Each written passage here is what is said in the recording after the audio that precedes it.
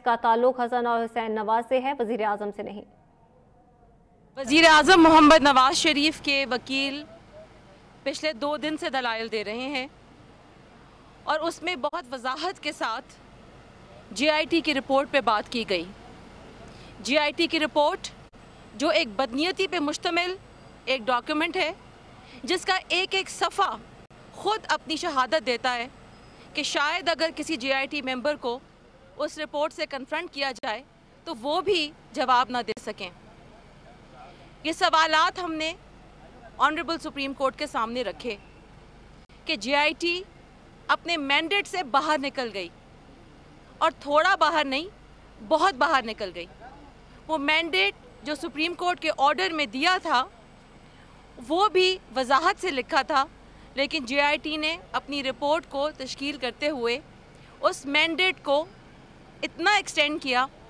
कि वो भी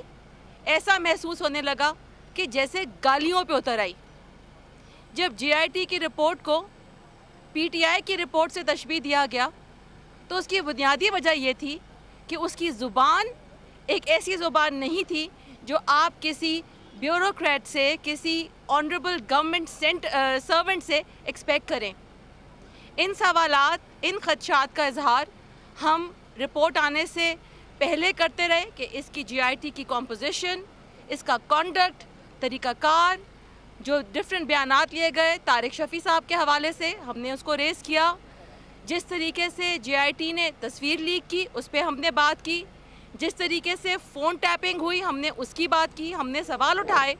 कि GIT के पास ये मैंडेट कहाँ से आया है कि वो फ़ोन रिकॉर्ड करे प्राइवेट पर्सनस के, वो मूवमेंट्स रिकॉर्ड करे प्राइम मिनिस्टर हाउस की। ये इख्तियार तो फेयर ट्रायल एक्ट के तहत मौजूद है,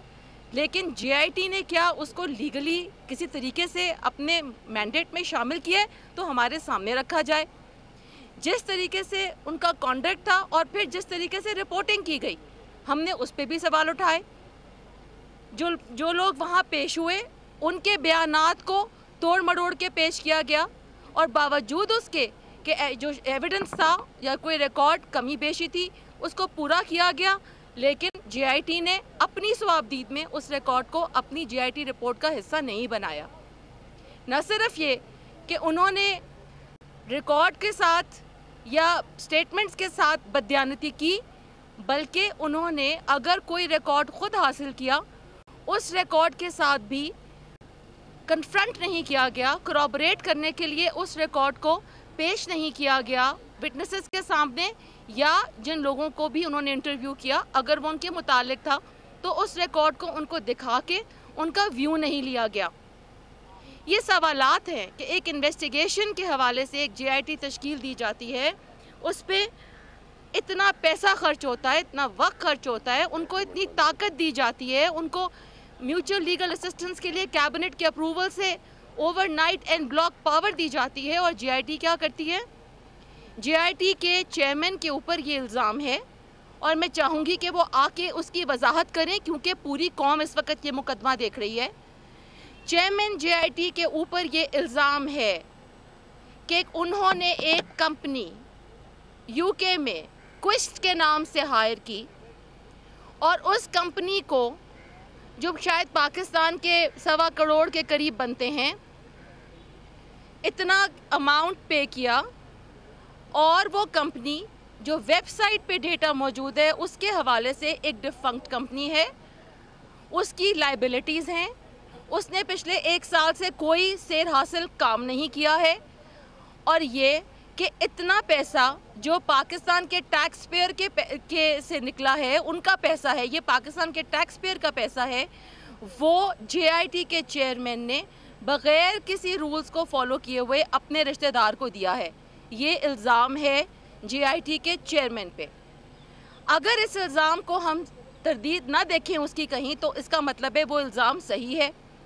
और अगर वो ये इल्ज़ाम सही आता है तो उस एक प्राइवेट कंपनी को इस्तेमाल किया गया सोर्स डॉक्यूमेंट्स प्रोक्योर करने के लिए, या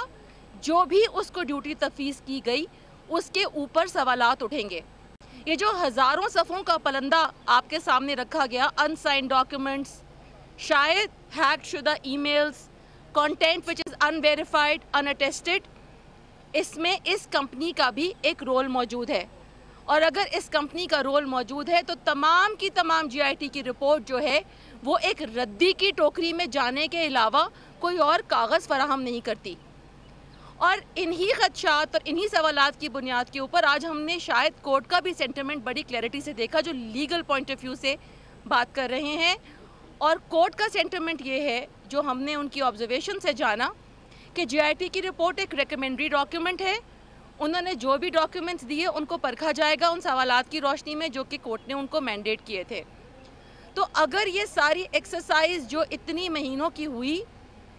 उसकी जो आउटकम जो डॉक्यूमेंट्स लाए गए ट्रॉलियों के ऊपर रख के, और इतनी शाबाशी और इतनी वाह सब बेटी गई, अगर उन डॉक्यूमेंट्स की कोई औकात ही नहीं है, अगर उनको लेने के लिए रिश्तेदारों की प्राइवेट कंपनियां इस्तेमाल की गईं, अगर इस तरह के डॉक्यूमेंट्स को हासिल करने के लिए टैक्स पेयर का पैसा लुटाया गया, क्योंकि ये फिर आपका जो क्वेश्चन है ये पार्लियामेंट में उठेगा कि ये पैसे किस कानून के तहत, किस अथॉरिटी के तहत एक प्राइवेट कंपनी को दिए गए। तो ये पैसा जो लुटाया गया उसके ऊपर भी क्या मैं समझती हूँ, मैं पूछना चाहती हूँ, एक और GIT तश्कील होगी क्या? इन सवालात के जवाब देने के लिए एक और GIT बनेगी जो कि GIT के कंडक्ट को और उनकी अथॉरिटी के अब्यूज़ को,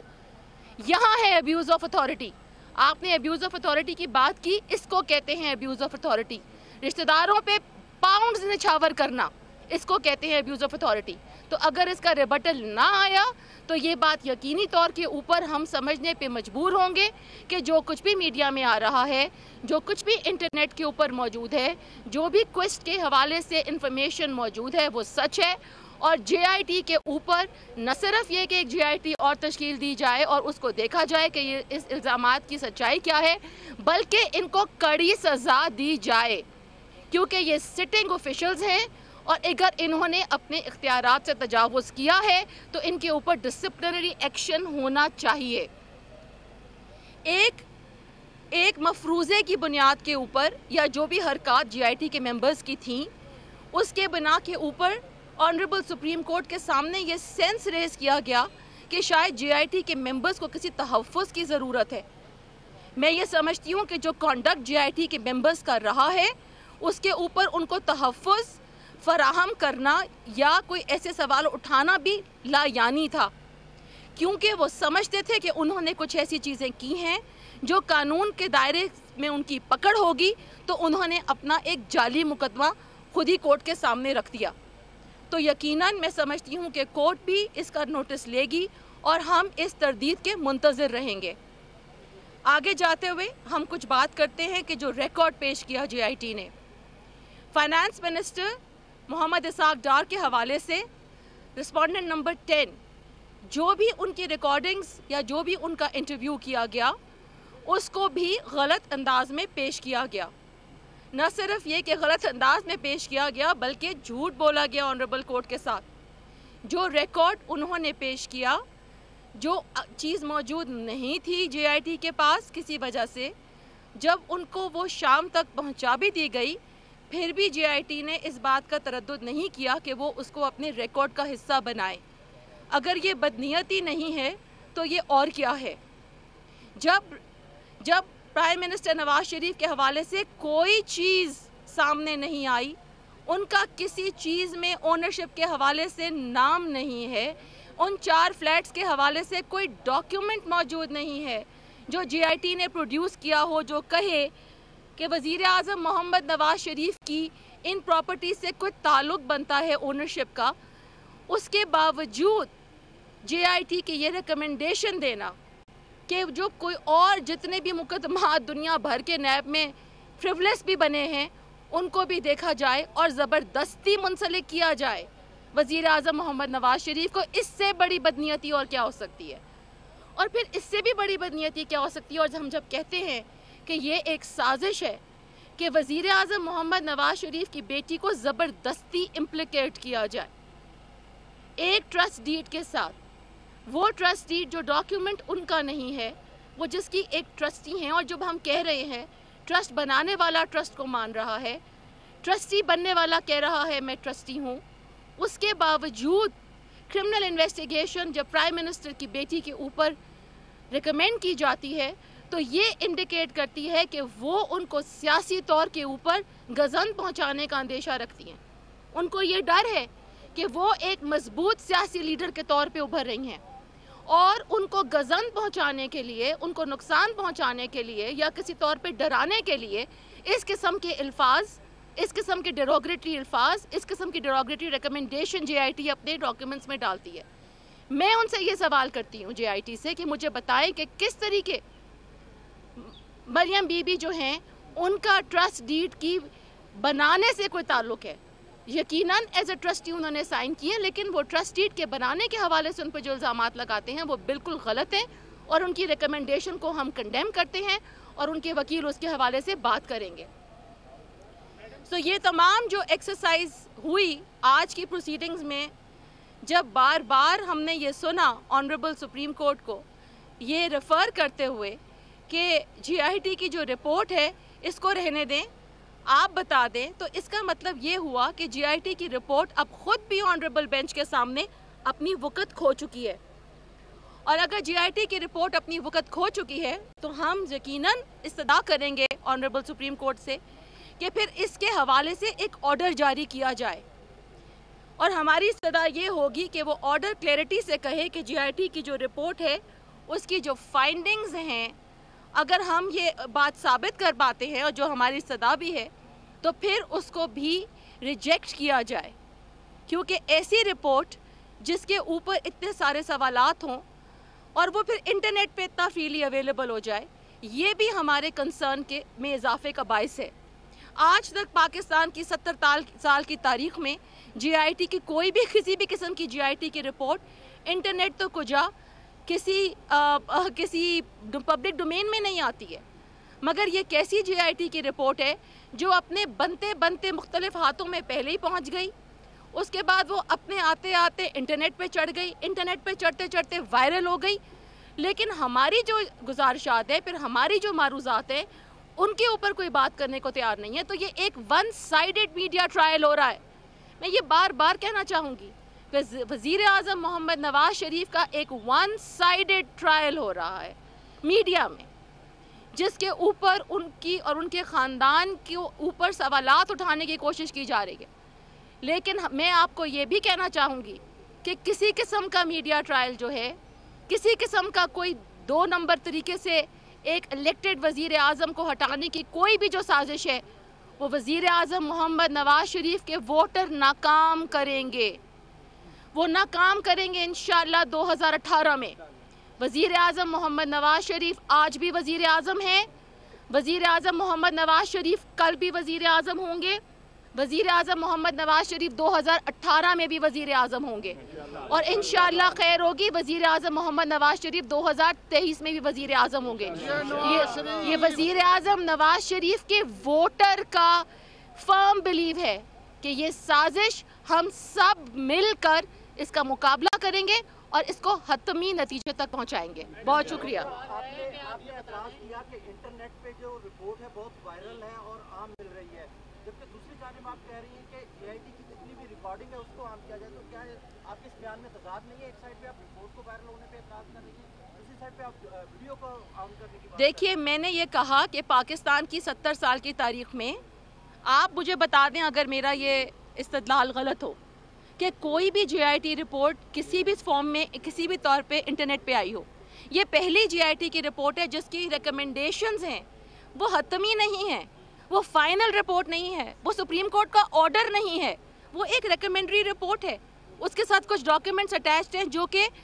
کسی طور کے اوپر مخبریوں سے حاصل کیے گئے ہیں, جو کسی طور پہ پرائیویٹ کمپنیوں کو حاصل کر کے حاصل کیے گئے ہیں, جو اٹیسٹڈ نہیں ہیں, جو شاید کسی ہیکڈ ای میل کا نتیجہ ہیں. ایک انفنشڈ رپورٹ جس کا والیوم 10 بھی اویلیبل نہیں ہے, وہ انٹرنیٹ کے اوپر اویلیبل ہونا یقیناً سوالات اٹھاتی ہے کہ یہ ایک بہت گہری سازش ہے. اور اس سازش کو اگر پاکستان کے عوام, میں یقین کے ساتھ کہہ سکتی ہوں کہ سمجھ گئے ہیں, اور جیسے میں نے کہا اس سازش کا جواب 2018 کے الیکشن میں وزیر اعظم نواز شریف کے دوبارہ وزیر اعظم منتخب ہونے کے بعد عوام خود دے گی. ابھی دانیال صاحب بات کر رہے ہیں.